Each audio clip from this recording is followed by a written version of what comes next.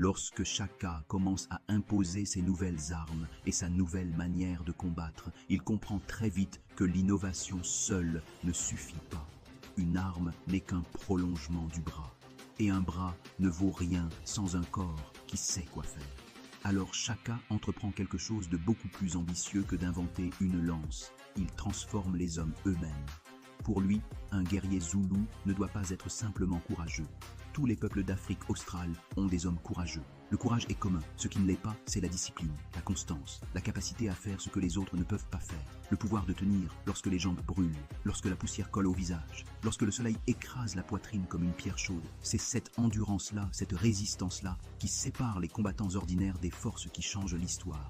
Shaka impose donc une nouvelle école, une école de rigueur absolue. Chaque jour, les jeunes guerriers parcourent des distances que même les chasseurs les plus expérimentés trouvent déraisonnables. Ils marchent pieds nus sur des sols durs, pierreux, brûlants, sans se plaindre.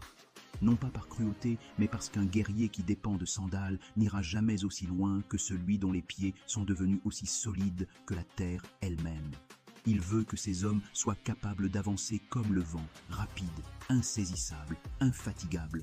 Dans cette école, rien n'est laissé au hasard. Les mouvements sont répétés encore et encore jusqu'à ce que le corps les exécute sans réfléchir. Shaka leur apprend à tenir leur bouclier comme un prolongement du torse, à tourner autour d'un adversaire comme un prédateur autour de sa proie, à frapper sans gaspiller un geste.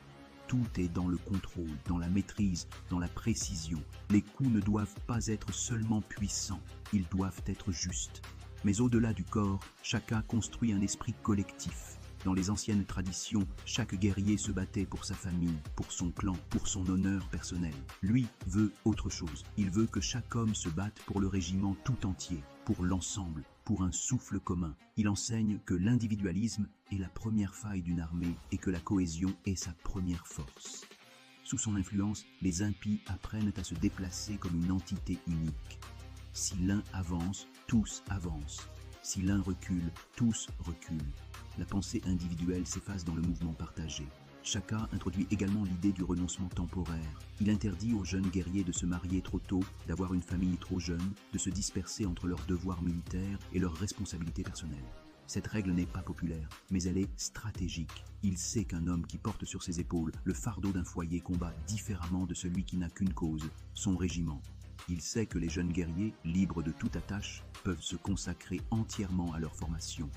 Grâce à cette discipline, les impies gagnent une qualité nouvelle, la vitesse. Ils apprennent à parcourir d'immenses distances en un rien de temps, à arriver sur un champ de bataille avant même que